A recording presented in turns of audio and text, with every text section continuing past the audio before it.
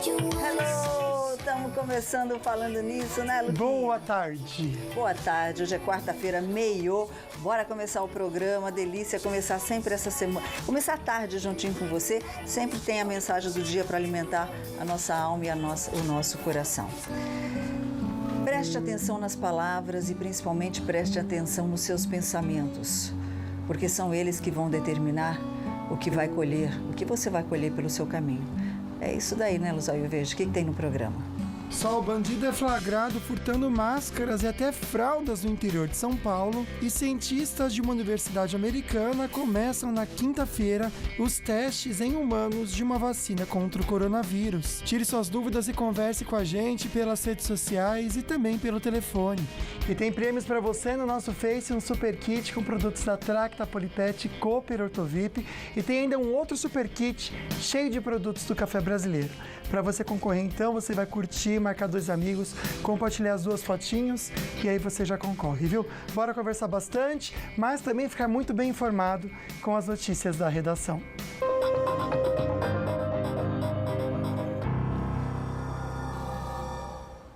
Realmente, a gente começa de uma forma diferente, né, Luquinha? O governo de São Paulo anunciou agora há pouco, Luquinha, as medidas para a reabertura gradual da atividade econômica no estado de São Paulo, que é uma das regiões mais afetadas pelo coronavírus em todo o Brasil. Nós vamos aos detalhes agora com o nosso repórter Israel Goldenstein, que está ao vivo na redação do Falando Isso. Muito boa tarde, Israel. É isso mesmo, Solange. Boa tarde para você, boa tarde para o Lucas e também para quem acompanha o Falando Nisso.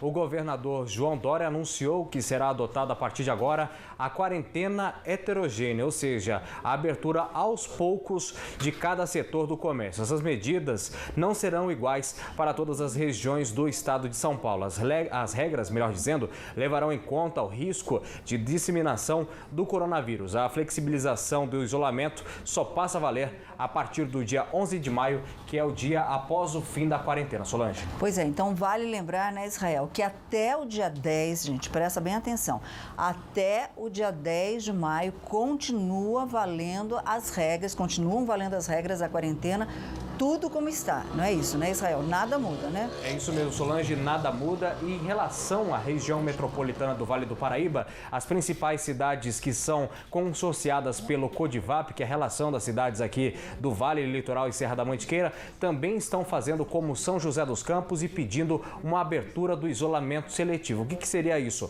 A partir da semana que vem, reabrir o comércio de forma gradual e seletiva com a utilização dos funcionários com EPIs, sejam máscaras, álcool gel e também luvas sanitárias para a abertura do comércio. Como você bem disse, Solange, esse decreto, essa medida de isolamento domiciliar fica valendo para todo o estado de São Paulo, de acordo com o decreto do governador João Dória, dito agora há pouco, até pelo menos o dia 10. Para o dia 11, essa saída heterogênea das cidades aqui da região metropolitana. Solange. Tá, e uma última notícia, a Justiça em Brasília mandou suspender o pagamento das parcelas dos empréstimos consignados de aposentados e pensionistas, Israel, por 4 meses. Agora tem gente que não gostou dessa decisão, né? Não mesmo, Solange, a Federação dos Bancos e também a União devem recorrer, mas não é um perdão de dívida, é uma prorrogação do pagamento do empréstimo. Vamos até Brasília, quem tem mais informações é Caia Messina. A determinação da Justiça Federal já está valendo para o país inteiro e abrange as operações de 20 de fevereiro até 20 de junho. O pagamento deve ser cobrado depois, sem juros ou multas. O juiz Renato Borelli argumentou que com dinheiro extra em conta, os aposentados terão mais chances de pagar o tratamento se contraírem o coronavírus.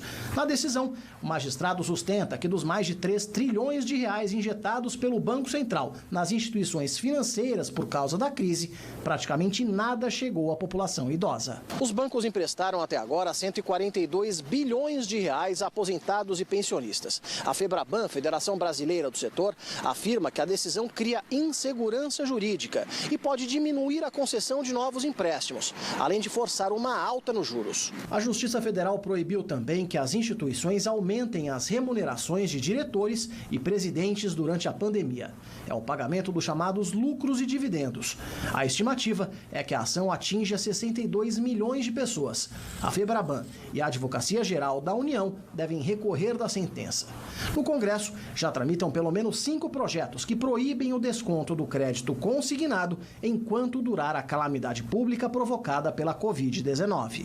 Pois é, e a gente viu aí a contagem regressiva, né, Luquinha, para o fim da quarentena total. Agora, como é que fica a retomada da economia após esse período, né? E a gente hoje ainda vai conversar também com você que está com contas do cartão de crédito, boletos acumulados, não sabe o que fazer. Pois é, agora, nosso primeiro convidado, a gente vai até São Paulo, na sede da Federação das Indústrias do Estado de São Paulo, Fiesp, conversar com o presidente Paulo Scaff, que está aqui para nos orientar. Muito boa tarde, senhor Paulo Scaff. Muito obrigada, a gente sabe da correria da sua agenda, por abrir um espaço para a gente aqui no Falando Nisso, para falar aí como é que vai ser essa retomada da vida, entre aspas, normal, né, Paulo Scaff, depois dessa quarentena. A Fiesp tomou uma série de medidas, né, que já estão disponíveis aí no site da federação, não é isso?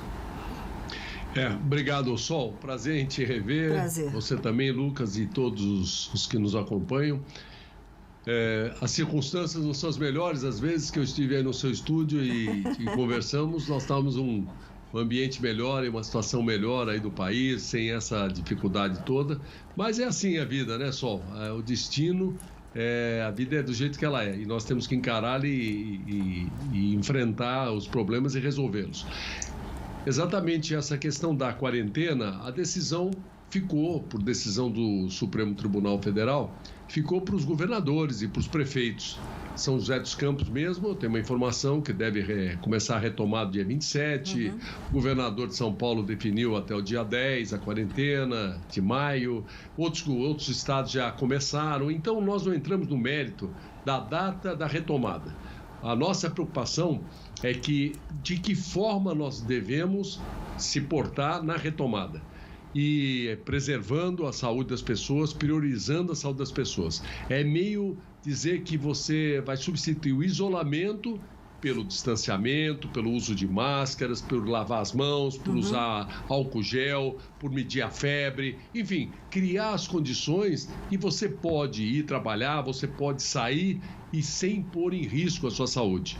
E é nesse sentido que nós fizemos um programa, distribuímos esse programa pós-quarentena, distribuímos a todos os governadores dos estados brasileiros, a todos os prefeitos do país, distribuímos às entidades, ao governo federal e no sentido de uma orientação, um planejamento do primeiro dia, após o final da quarentena, até o 45º dia.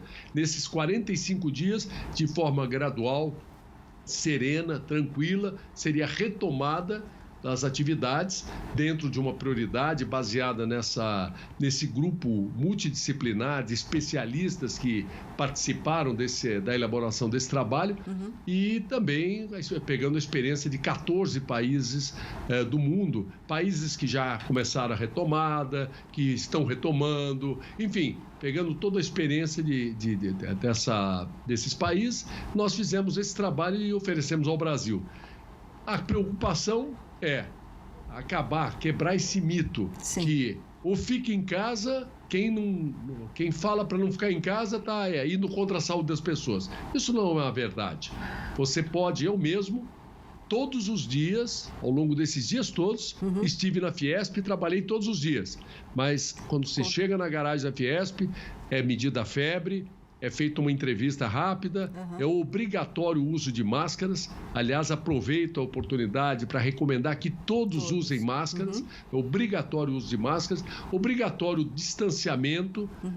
Com esses cuidados, lavar as mãos, usar álcool gel, enfim, você se preserva e preserva os outros também. Presidente, então, dessa forma que nós temos que voltar a trabalhar. Ok, estão chegando várias perguntas aqui pelo WhatsApp e também pelo telefone. Vamos começar pelo WhatsApp, Vamos sim, um querido aqui, o Renato Silva, obrigado pela participação. Ele agradece aqui de Taubaté e ele quer saber do senhor Scaff em quanto tempo todas as atividades devem ter aí a vida normalizada. Um abração aí também, obrigado, Renato. A gente tem essa expectativa, presidente? Ô Renato, você sabe que essa decisão, como dizia, essa decisão de quando se retoma é dos governos. Nós todos estamos ansiosos em retomar. Certamente você e todos, e muitos que estão nos ouvindo, querem, aqueles que estão em casa em quarentena, querem sair, voltar ao trabalho.